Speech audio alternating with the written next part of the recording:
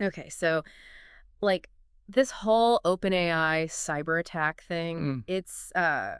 well, it's been on my mind. You hear about cyber attacks all the time, right? Right. But this one feels different. I mean, Yeah, no, it definitely has a different. it's OpenAI. They make ChatGPT, Yeah. which everyone and their mother is using these days, and Yeah. it's not every day you hear about a major AI company like almost getting taken down by, what was it, a phishing scam. Yeah. Phishing campaign, it sounds like. Yeah.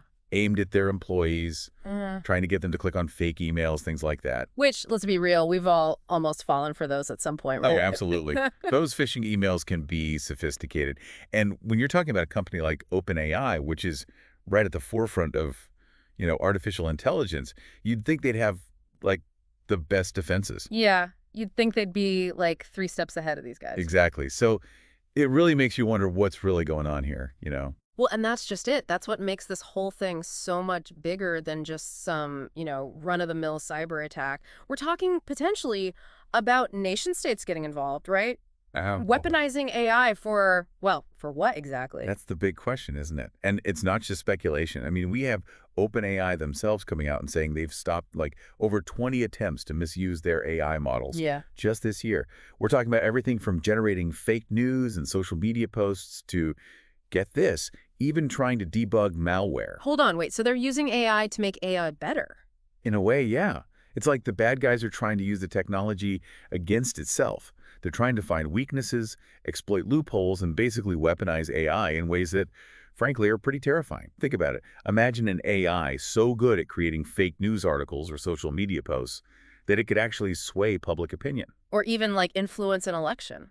Exactly. And that's not hyperbole. That's a very real possibility we're facing. Okay.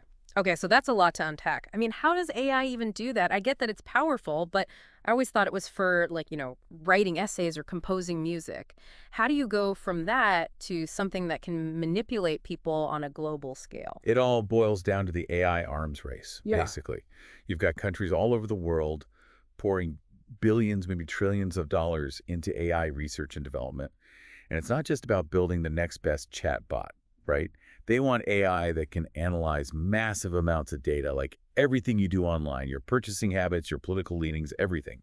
They want AI that can predict your behavior. Like that whole Minority Report thing. Exactly. And it's not just predicting behavior, it's about manipulating it. That's where things like deepfakes come into play. Deepfake. So, like, faked videos of people, like politicians, saying things they never actually said. Precisely. And with AI, those deepfakes are becoming so realistic, it's getting harder and harder to tell what's real and what's not. I mean, have you seen those videos of like actors and stuff where they're making them say and do things they never did? Yeah, it's insane. It's like reality is up for grabs now. Yeah. And that's just the tip of the iceberg. We're also talking about AI-powered espionage. Imagine being able to use AI to monitor social media, not just for what people are saying, but to actually identify potential recruits for, say, intelligence agencies, or even using AI-powered drones to gather intelligence or even carry out targeted strikes.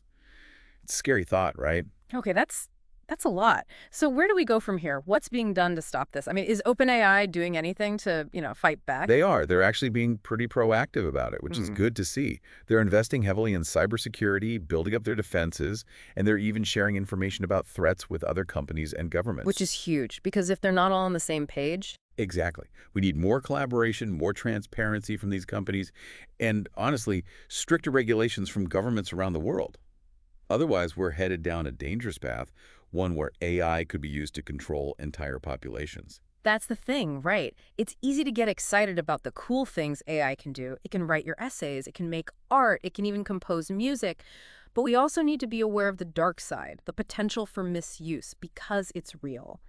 So, to everyone listening out there, what's your take on all of this? What are your thoughts on the future of AI? It's a conversation we all need to be a part of because it's not just about the technology, it's about our future. It really is about all of us, and the choices we make today will have a huge impact on tomorrow. We have to be careful, and we have to be informed. We do. All right, everyone, until next time, stay curious. And stay vigilant.